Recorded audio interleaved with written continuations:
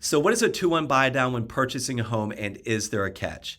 A 2-1 buy down is a loan that is traditionally used by buyers when the buyer wants to reduce their interest rate for 2 years and then refinance later. The first year, your rate is 2% lower than today's rate, effectively your lock rate, which today while filming is 6.8%. So your first year you live in the home, your rate will be 4.8%, which is a fantastic rate. The second year, your rate will be 1% lower than the rate you effectively locked, so it will be 5.8%.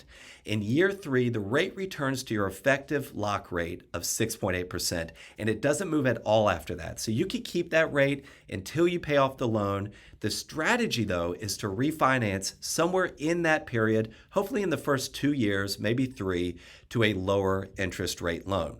Now, is there a catch? No. This type of loan is an exact science. I'll explain this a little bit more, but there is one requirement that you need to know. You, the buyer, cannot pay for the buy down. It must be paid for using seller-paid closing cost.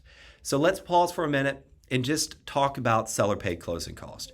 When you write a contract on a home, there's a section of the contract where you can ask the seller to cover your closing cost. These are, loan origination fees, insurance, HOA, things like that, attorney's fees that can all be taken out of these seller-paid closing costs. But we want to use it for this 2-1 buy down. So say the home is listed for $300,000 and you want to pay $300,000 for the home. The purchase price on the contract, of course, would be $300,000, and the 2-1 buy down cost, which can vary slightly depending on the buyer's credit, but assuming the buyer has good credit, the buy down for that price of home, and it's based on the price of the home, would be around $6,800.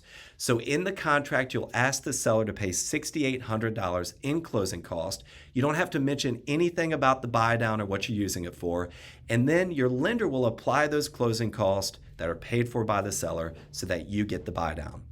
Now, there's one other thing to remember. If you're asking for the seller to pay your closing costs, you're effectively asking for a concession, which means they're not really getting $300,000 for the home. They're getting $293,200. So if you're in a competitive market, your offer may not be as attractive. Another option is to increase your purchase price by $6,800, so to $306,800, and then ask for the $6,800 in closing costs so that the seller is getting exactly what they asked for.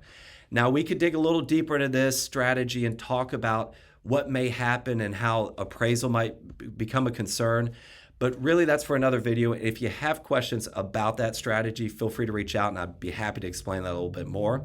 But one thing we haven't discussed is what rates will be in the next 2 to 3 years. Really, there's no way to know, but an overwhelming number of experts believe that rates will be in the high 4s or low 5s sometime around next spring. So last point, perspective is everything when you're thinking about interest rates. If you look at the rates over the last several decades, today's rate really makes sense.